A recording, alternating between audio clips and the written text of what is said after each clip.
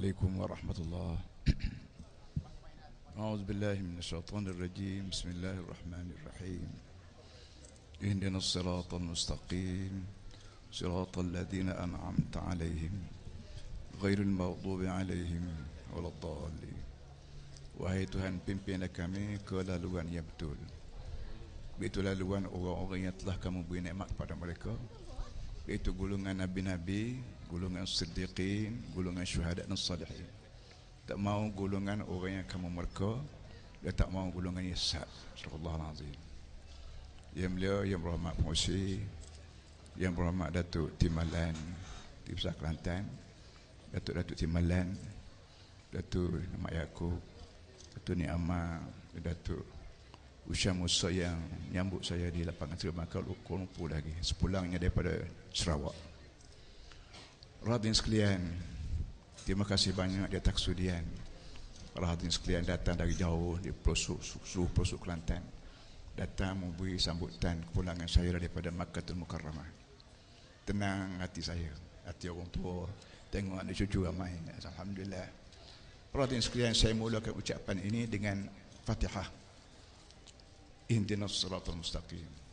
Fatihah adalah ayat yang wajib dibaca dalam sembahyang. Sama ada Melayu Muslim, sama ada Cina Muslim, sama ada Inggeris Muslim, tiap-tiap orang Islam mesti baca Fatihah. Dan ujung Fatihah saja yang ada amin. Surah Yasin tidak ada amin bila kita tamat. Fatihah saja amin. Amin maknanya, ya Allah, itu aku tolong terimalah permintaanku. Permintaan yang dihadap oleh manusia kepada Allah ialah hidayat. Hidayat satu perkara yang terlalu amat berharga. Duit banyak tak ada hidayat, neraka. Pangkat tinggi tak ada hidayat, neraka. Pengaruh luas tak ada hidayat, neraka. Oleh yang demikian, Allah Ta'ala sendiri ajar, minta daripada Nabi Muhammad beritahu kepada masyarakat semua bahawa bila semayang sebut minta hidayat. Wang sama dengan hidayat, pangkat sama dengan hidayat, pengaruh sama dengan hidayat, kesihatan sama dengan hidayat. Boleh yang demikian, para hadirin semua, saya pergi ke Mekah berbuat umrah. Pertama sekali di Mekah, tempat Tuhan sendiri tunjuk tempat Baitullah. Masjid-masjid yang kita buat ni rumah Allah juga, tapi kita sendiri menentukan nak buat masjid sini, masjid situ, masjid surat sini. Tapi Baitullah ditunjuk sendiri oleh Allah kepada seorang Nabi Ibrahim AS. Entah berapa ribu tahun dulu. Inna awwala baitin wudi'a lin-nas lallazi Bakkah. Satu. Yang kedua, bila kita sembahyang di mana-mana sekalipun, kita sebut inna salati wa nusuki. Inna salati wa nusuki. Tak sebut inna salati wa zakati, inna salati wa siyami. Tak. Inna salati wa sembahyang aku dan haji aku. Kerana bila kita sembahyang tak ada pada Kaabah. Zakat tak ada pada Kaabah, tak apa kita beri. Kita nak puasa tak ada pada Kaabah, tak apa. Tapi sembahyang ada pada Kaabah. Jadi arti dunia seluruhnya pusatnya Kaabah. Sebab tu Kaabah disebut, Mekah disebut Ummul Qura. Dituntir Ummul Qura man haulaha. Muhammad, aku minta kamu inzar, beri ancaman kepada Ummul Qura wa man haulaha. Penduduk Ummul Qura, ibu segala qaryah. Segala qaryah seluruh dunia ni, ibunya tapak asasnya ialah Mekah. Ada hadis yang menyebutkan bahawa tapak Kaabah ni tempat yang mula-mula terjadinya bumi. Dunia ni penuh dengan air. Lepas pada air itu ada gas, daripada gas jadi buih, daripada buih jadi kerah, mereka jadi bumi. Tapak situlah tapak Kaabah. Ini perkara pertama. Yang kedua, para hadirin semua, bila kita pergi ke Mekah, kita tengok tempat Nabi kita Muhammad sallallahu alaihi wasallam di belah dada. Nabi Muhammad di antara Nabi yang dibelah dada di muka bumi, belum dibawa naik ke langit. Dan Nabi Muhammad ni rahmatul alamin, untuk Melayu, untuk Arab, untuk Cina, untuk Inggeris, untuk Afrika, Amerika, semua sekali adalah rahmat. Jadi bila kita pergi ke Mekah, lain pada kita buat umrah, kita perhati mana agak tempat Nabi, aku kena belah dada dulu. Belah dada ni bukan macam doktor belah dada kita. Doktor hanya belah dada manusia, belah jantung manusia, dia buang darah beku, dia buang lendir, dia buang ketumbuhan. Tahu biasa. Tapi Jibril sebagai doktor belah dada Nabi Muhammad bukan buang darah beku, buang hududus syaitan. Kau yang mengganggu fikiran kita daripada syaitan. Kadang-kadang tak nak semayang, ini gangguan, dibuang daripada Nabi Muhammad. Tak nak bayar hutang, kadang nak ISA, nak suruh sokong aku kena BSA, kena. Ini semua ni gangguan syaitan. Jadi Nabi Muhammad di antara orang yang paling bersih atas muka dunia ni, yang paling politikus, yang paling bijak di muka dunia. Kerana dia segala hal syaitan dibuang daripada dunia. Kita pergi Mekah, kita tengok tempat Safa, tempat Nabi kita berucap. Mula-mula Nabi kita buat ceramah, ucapan di Bukit Safa. Kita pergi sana, kita tengok batu, tapi ada sejarahnya, iaitu apa ni? Bukit Safa, tempat Nabi kita mula-mula ceramah. Nabi kata dalam soalan, dalam ucapan dia, tuan-tuan semua, kalau saya kata di belakang bukit ini ada khailun, ada pasukan berkuda, orang Arab semua tahu bahawa tidak ada pasukan penyerang masuk Mekah. Kerana Arab dalam zaman lagi hormat negeri Mekah, jauh sekali nak bunuh, nak serang. Tapi kalau aku kata di belakang bukit ni ada penyerang nak datang serang, percaya ke tidak? Qalu na'am, semua percaya. Kerana Muhammad ni tak pernah bohong, tak pernah pelawak. Sehingga siapa benda dia rakyat, kalau rakyat barang tak pernah berlaku, bukan boleh terima. Jadi Nabi kita ambil pengakuan daripada masyarakat Mekah bahawa saya orang yang amanah. Sehingga siapa kalau saya rakyat benda pelik, orang boleh percaya juga. Tiba-tiba Nabi kata, akhirnya Nabi kata, saya ni datang untuk izar dari Nabi. Ketika itulah Arab Mekah lawan, tabban laka ali hadza jama'tana. Jadi Arab Mekah, Quraisy sendiri lawan Nabi Muhammad. Setelah Nabi Muhammad, setelah dia mengaku bahawa Nabi Muhammad cakap, tak bercakap bohong. Walaupun bercakap barang pelik pun, dan dengan sebab pun tak pernah bohong jap kecil. Sekarang lawan juga. Bah lelah ni pun orang Melayu sendiri, usahkan orang Cina, orang Melayu sendiri pun lawan Islam. Tolak Islam, ambil kebangsaan. Itu perangai ni selagi ada syaitan, ada melekat. Lagi ada melekat, ada syaitan. Lagi ada ada amun. Ini perang ni perahan ni kita perhatikan. Satu. Yang kedua, bila kita semayang di Masjid Mekah, jami haji baik, umrah baik, kita boleh tengok orang yang bermacam-macam bangsa. Usahkan musim haji, musim umrah, bermacam-macam bangsa, bermacam-macam bahasa, bermacam-macam budaya dapat lihat di Mekah. Arti Islam ini dapat menyatukan bangsa-bangsa di muka dunia. Bukan sekali satu Malaysia, tapi menyatukan semua bangsa. Ini kelebihan Islam, dapat menyatukan semua bangsa di muka dunia. Jadi pada orang yang mengatakan Islam tak boleh guna kerana berbagai bangsa, mengarut. Islam dapat menyatukan semua bangsa. Tengoklah di Masjid Mekah, di masjid kita sekalipun, kalau orang tidak Melayu ni ramai, dia pergi Masjid Mekah. Islam dapat menyatukan bangsa-bangsa di muka dunia. Lebih lagi, usahakan musim haji. Satu. Yang kedua, Islam menyatukan pelaksanaan kita lepas pada masjid. Kita turun di masjid, masa kita di masjid, kita bersatu semua.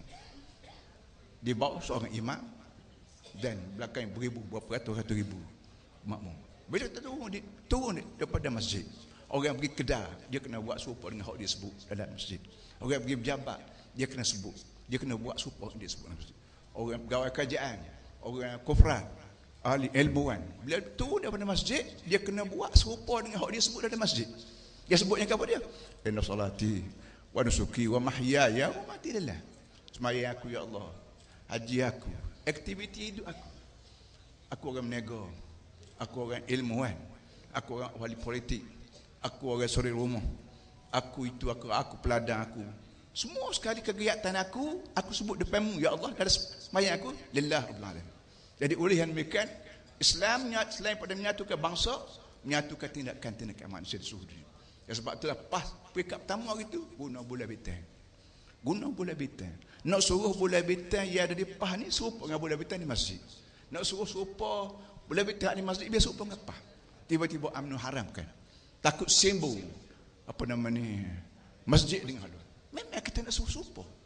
Kadang Islam ajar begitu. Inna salati wa nusuki wa mahyaya wa mati lillah. Jadi oleh yang demikian, Islam menyatukan, bukan sekadar satu Malaysia, menyatukan bangsa, menyatukan pemikiran, menyatukan pelaksanaan. Bahkan Islam menyatukan dunia dengan akhirat. Langit dan bumi. Kita ada bumi. Kita nak sembahyang, kita tengoklah ke langit. Tengok tahi gelicir kau tidak. Aqim salata li duluki syamsi ila usaqil al-Quran al-fajr. Waktu fajar kita tengok ke langit. Waktu tahi gelicir, waktu nak sembahyang zuhur, tengok ke langit. Waktu sembahyang asar tengok ke langit. Waktu nak puasa tengok ruyah. Waktu nak haji tengok dia kita duduk atas bumi ni, satukan bumi dengan langit. Bukan sekadar satu Malaysia ada. Orang yang satu, fikiran kita satu, langit bumi satu. Dan satu lagi akhirat. Pada dunia ni telah diplan oleh Allah, dia akan peracur semua. Idza waqa'atil waqi'atu laysa liwaqa'iha kadhibah. Idza zulatil ardu zilzalaha. Terlalu banyak ayat Quran yang menetapkan bahawa lepas pada dunia ni akan timbul dunia lain. Kita panggil padang mahsyar, satu dataran untuk people semua sekali. Supaya kalau gerak pergi kita di muka dunia ni akan dibalas.